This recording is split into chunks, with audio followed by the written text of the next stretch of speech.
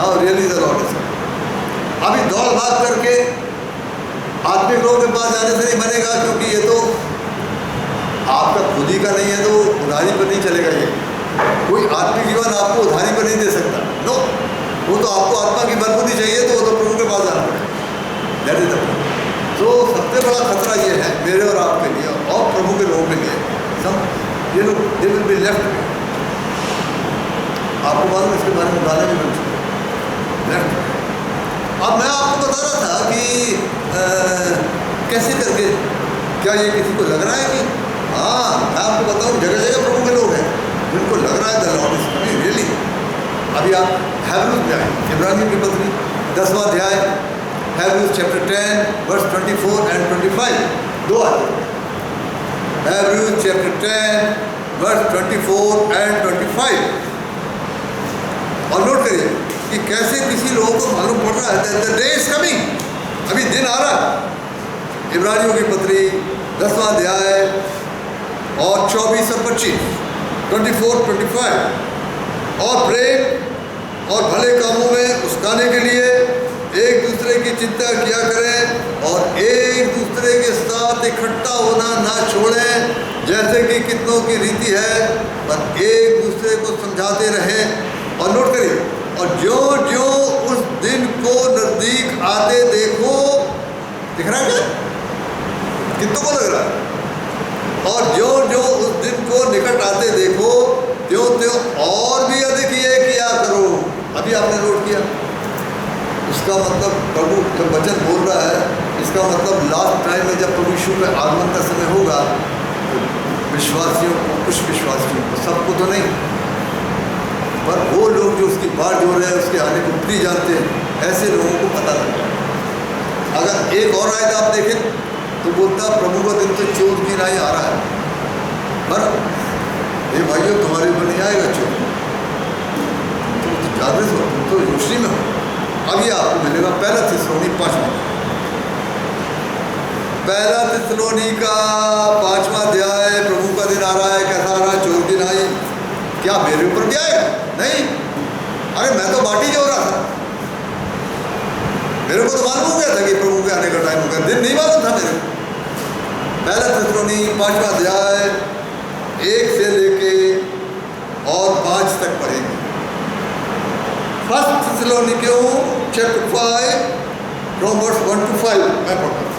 पर हे भाइयों, इसका प्रयोजन नहीं कि समयों और कालों के विषय में तुम्हारे पास कुछ लिखा जाए, क्योंकि तुम आप ठीक जानते हो कि जैसा रात को चोर आता है, वैसा ही प्रभु का दिन आने वाला है, जब लोग कहते होंगे कि कुशल है और कुछ भय नहीं, तो उन पर एकाएक विनाश आ पड़ेगा, जिस प्रकार गर्भवती पर पीड़ा, और वे किसी रीति से न बचेंगे।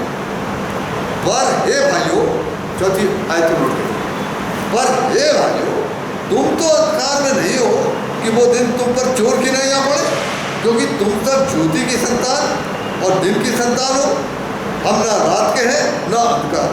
पर हे भाइयों, है ना, तो बोलता 6 में, इसलिए हम औरों की नाई सोते न रहे, पर जागते और सावधान रहें। इसका मतलब कई लोगों को आत्मा में पता लग जाएगा प्रभु की ओर से that the lord now the time है, बट नॉट ऑल, क्योंकि बाइबल बोलती है कई विश्वासियों के लिए मैं तेरे ऊपर चोर के समान आ जाऊँ, मैं देख रहा हूँ तेरा कोई काम मैंने पूरा नहीं पाया। ऐसे विश्वासियों के ऊपर कहता चोर, तेरे को पता नहीं चलेगा। ये आपको रेवलेशन चैप्टर 3। अभी मेरे और आपको ये देखना है कि क्या मेरे और आपके ऊपर चोर गिनाया आएगा या हमको पता लग रहा है। रेवलेशन चैप्टर 3 आए 1 से 3 तक पढ़े। अब याद रखिए, सरदीस के विश्वासी हैं, जी the believers of Sardis. Sardis के विश्वासियों को लिखा है, और सरदीस की कलीसिया के दूत को ये लिख कि जिसके पास परमेश्वर की 7 आत्माएं और 7 तारे हैं, ये कहता है कि मैं तेरे कामों को जानता हूँ कि तू जीता तो कहलाता है पर है बुरा। जागृत रहे और उन वस्तुओं को जो बाकी रह गई हैं और जो मिटने को थी उन्हें दृढ़ कर, क्योंकि मैंने तेरे किसी काम को अपने परमेश्वर के निकट पूरा नहीं पाया। सो चेत कर, रिमेंबर, चेत कर कि तूने किस रीति से शिक्षा प्राप्त की और सुनी थी, और उसमें बना रहे और मन फिरा। और यदि तू जागृत ना रहेगा तो मैं चोर की नाई आ जाऊंगा और तू कदापि ना जान सकेगा कि मैं किस घड़ी तुझ पर आ पड़ूं। सो सर्टेन बिलीवर्स इसके अंदर आते हैं जो लापरवाह है, उद्धार का काम पूरा नहीं करते हैं, मनमानी भी कर रहे हैं, उद्धार मिल गया बस खत्म, कोई ना कोई कोना मिलेगा, ये लापरवाह टाइप के, ये इनके ऊपर चोर की नाई है, याद रखें। और मैंने बताया उद्धार नहीं छीनेगा, वो तो गिफ्ट में दिया है। Ever lasting life is a gift, इसको कोई पापी कमाता नहीं। वो तो टूटे मन से आया, अश्राप किया, प्रभु को विश्वास किया, प्रभु ने बोला जा बेटा तेरे पाप क्षमा हो। कहता है John chapter 3:16, God so loved the world that he gave his only begotten son that whosoever believes on him may not perish but have everlasting life. Everlasting life तो गिफ्ट में दिया, पर हम तो बात कर रहे हैं प्रभु के आने की। हम लोग एवरलास्टिंग लाइफ की बात नहीं कर रहे हैं, हम तो रैप्चर की और प्रभु के आने की बात कर रहे हैं। उसके विषय में ये बच्चे जो आप देख रहे हैं उसके लगाओ।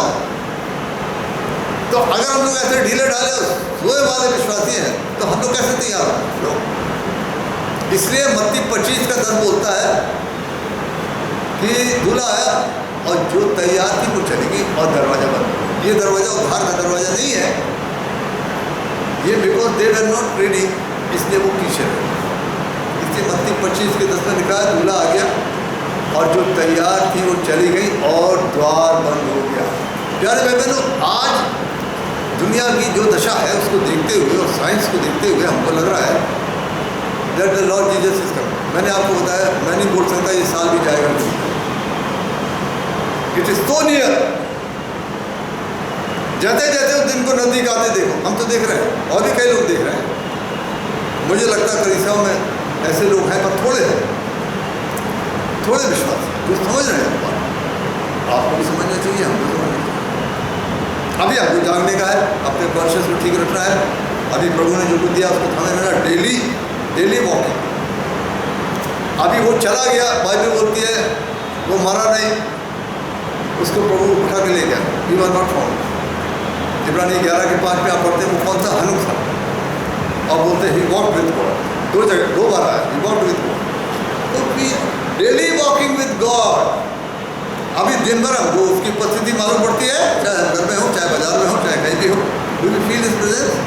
प्रभु यीशु मसीह ने परमेश्वर इब्राहिम से बोला walk thou in my presence and be thou perfect, मेरी उपस्थिति में चलता जा। ये बड़ी जरूरी चीज़ है। अभी हनुक उठा लिया गया और फिर बाइबल बोलती है कि उसके उठाए जाने के पहले परमेश्वर बड़ा खुश था। अब पॉइंट ये है कि मैं और आप जैसा जी रहे हैं उससे प्रभु खुश है क्या?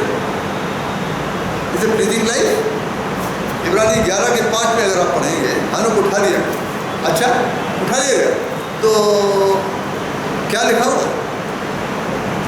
उसके उठाए जाने के पहले उसके बारे में क्या बोला गया? उसने परमेश्वर को खुश किया या परमेश्वर हनुक के जीवन से खुश था।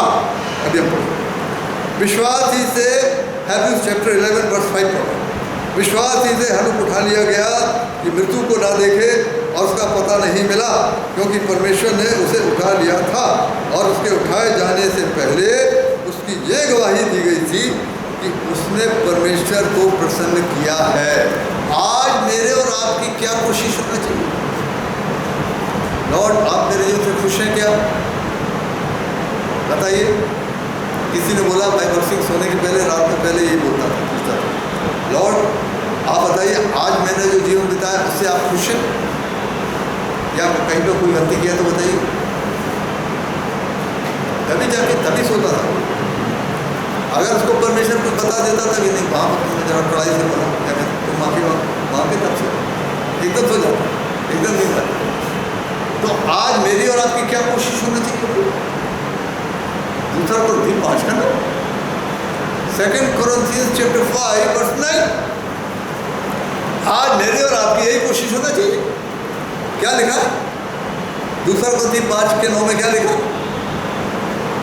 हम उसको भाते रहें, प्लीजिंग टू गॉड। हम पढ़ रहे हैं 2 Corinthians 5 मुश्किल हो गया। इस कारण हमारे मन की उम्मीद ये है कि चाहे साथ रहें चाहे अलग रहें, पर हम उसे भाते रहें, है ना। ऐसा है जीवन होना चाहिए, a life pleasing to God, जिससे परमेश्वर खुश है। तो ऐसे टाइप के लोग जाएंगे, याद रखिए। और इन दिनों में जब हम देख रहे हैं ऐसे ही होना चाहिए।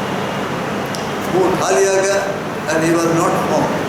इसका मतलब उसके घर के लोग उनको ढूंढते फिरते थे, कहाँ गया कहाँ गया कहाँ गया, किसके यहाँ गया, but he was not found. जो लोग चले जाएंगे, लगता है उनके घर के लोग भी यहाँ ढूंढान तो पड़ेंगे, पर खबर तो आएगी कि प्रभु यीशु आया और दुनिया में से कई प्रभु अपने लोगों को लेके चलो। तो याद रखिए, ढूंढिए नहीं, हम लोग बिल्कुल लास्ट टाइम में आ चुके, है ना। समय को पहचानना हमारे लिए बहुत ही ज़रूरी है। बाइबल में लिखा है जो बुद्धिमान लोग हैं वो ही समय को पहचानते हैं। मूर्ख कुमारियों को पता नहीं है कुछ, वो वैसे ही जी रहे हैं। अभी आप सबोपदेशक में आइए, सबोपदेशक 8वां अध्याय और 5वीं आयत, उसमें क्या लिखा है? बुद्धिमान लोग समय को पहचानते हैं। सबोपदेशक चैप्टर 8 वर्स 5 हम पढ़ेंगे। सबोपदेशक की 8वां चैप्टर है और 5वीं आयत है। जो आज्ञा को मानता है वो जोखिम से बचेगा, और बुद्धिमान का मन समय और न्याय का भेद जानता है। याद रखिए, जब मैंने आपको ये बताया कि बाइबल बोलती है कि कुछ लोगों को पता लग जाएगा, कुछ विश्वासियों को पता लग जाएगा दैट कि प्रभु यीशु का दिन आ रहा है, निकट आ गया है। अभी एक आयत और देख लीजिए और उसके बाद हम बंद कर देंगे। 1 Chronicles चैप्टर 12 वर्स 32, पहला इतिहास 12वीं, पहला इतिहास का 12वां चैप्टर और 32वीं आयत को हम पढ़ेंगे। पहला इतिहास और उसका चैप्टर 12 है और वर्स है 32। क्या लिखा है? और इस्साकारियों में से जो समय को पहचानते थे कि इस्राएल को क्या करना उचित है। बड़ी अच्छी आयत है। अभी उसको अगर हम ऐसा पढ़ें तो थोड़ा सा चेंज करने पड़े, कैसे? और विश्वासियों में से जो समय को पहचानते थे कि विश्वासियों को क्या करना उचित है। That is very important. समय को पहचान कर अब तुम्हारे लिए नींद से जाग उठने की घड़ी आ पहुंची है। तो प्यारे बहनों, प्रभु हमारी सहायता कर दे और आत्मा के द्वारा हमको तमाम जो निशान दिखाई दे रहे हैं उसके द्वारा हमको बता देंगे now I am coming, behold I come quickly. प्रभु अपने वचन पर आशीर्वाद